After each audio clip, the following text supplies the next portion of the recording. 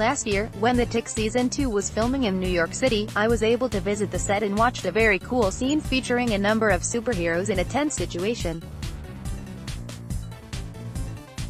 Unfortunately, the scene is from the Season 2 finale, so while I'd love to say exactly what was happening, it's a huge spoiler. Just know the world of The Tick has been expanded with new locations and characters in the second season, including a number of new heroes that may or may not be what they seem.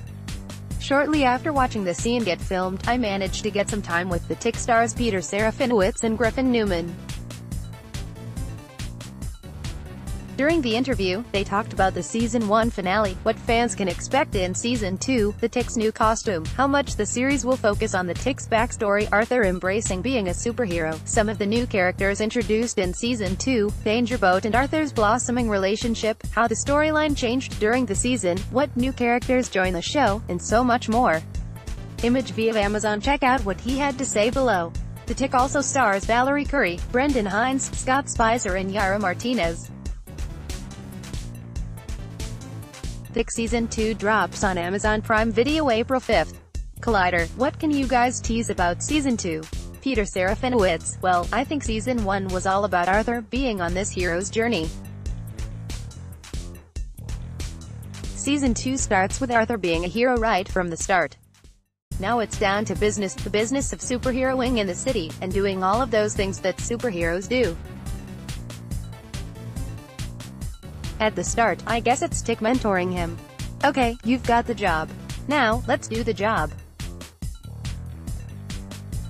Griffin Newman, it's very easy to follow the path of a hero's journey, which is why the first season was so much of our deconstruction of those tropes. Now, it's like the struggle of how to make that into a career. It's no longer, here's the personal vendetta, here's my arch nemesis, here's the trauma I have to meet of the man who killed my father. We need to figure out how we can still do this every day for the rest of your life, and do this by the books, which is the other big thing that Season 2 is us getting wrapped up into this bureaucracy of the superhero world. The Tick, who's a guy who sees things in such black and white terms, it's good and it's evil. There's a lot of gray area that we need to live in now. Arthur comes from a more bureaucratic world as a former accountant. It's like Tick teaching Arthur how to be a superhero and Arthur teaching Tick how to reasonable assess your surroundings, and go through due process, and not just punch people. Serafinowicz, you could almost say that Arthur's superpower is dealing with paperwork, which is something that Tick absolutely detests. It's like his kryptonite. Something that I share with the Tick, something that Griffin shares with the Tick, and something that Ben Edlund shares. Image via Amazon. Newman, it is no joke, the biggest acting challenge I've had on this series is pretending that I am good at, and enjoy doing paperwork. There's nothing that triggers my anxiety more than even prop paperwork. It drives me insane, and I have all these scenes where I have to act like I'm super proficient at it and enjoy it. The running joke in all the versions of the Tick is that Tick is nigh invulnerable, but you never really see where that nigh comes in. We finally identify the nigh, which is paperwork. That is the one thing that can almost kill the Tick, is his frustration with paperwork. One of the things about a first season is that you're figuring out the infrastructure of making the show. How many VFX can you do in an episode? How much can you do in the 7-day shoot or whatever the schedule is? How has it changed in making Season 2, now that everyone knows how to make a show like The Tick? Serafinowicz, I don't know, really. It's still a challenge. We do know a lot more. Newman, it's not like our show is Cheers, where you can get past the growing pains of the production and you go, great, so we know what this bar is like. We know what the angles are like.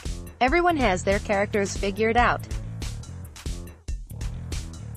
We go into Season 2 with a lot of new characters, a lot of new locations and all these new struggles. There's certain things we've figured out in terms of workflow.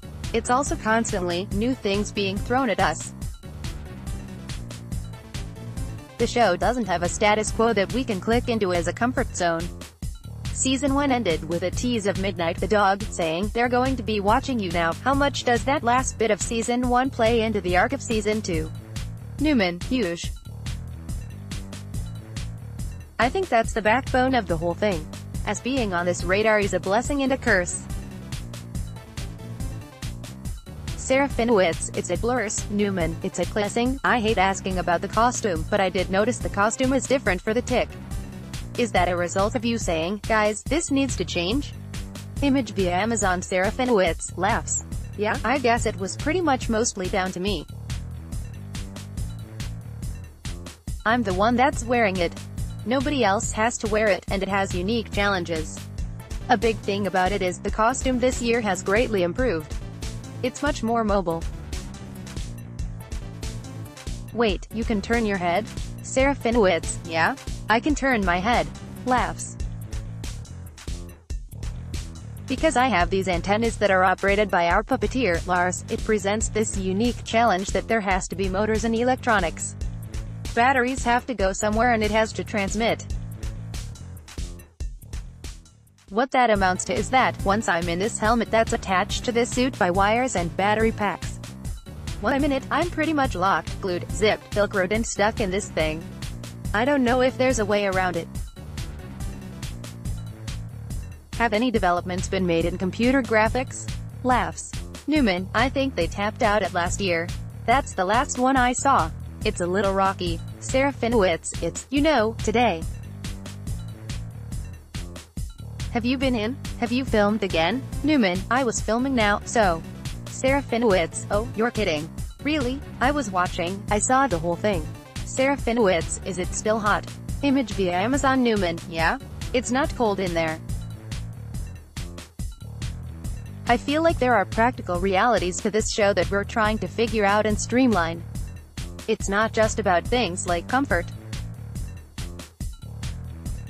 It's like, you don't want to hire Peter and then not give him the range to be able to perform that character fully. You joke about the head turn thing, but it is like a thing. Peter's a very physical actor. You don't want to limit the vocabulary of what he can do. You don't want to limit the ability of how long he can be in the suit. All these things benefit the performance, not just the visuals of it. I also think, we made the shift, the costume from the pilot to Season 1, and then this other shift from the Season 1 costume to the Season 2 costume. There's changes mandated by the practical concerns. We also very smartly, without overdoing it, written it into the DNA of the show. From the beginning, Episode 1 of Season 2, we sort of call together the ever-changing nature of the suit in a way that's not just going, hey, pretend that didn't happen. We're trying to make that part of the story thing as well. One of the things about Season 1 was the Tick trying to figure out who he was. I really enjoyed the robot bit. How much of Season 2 is Tick still trying to figure out who he is?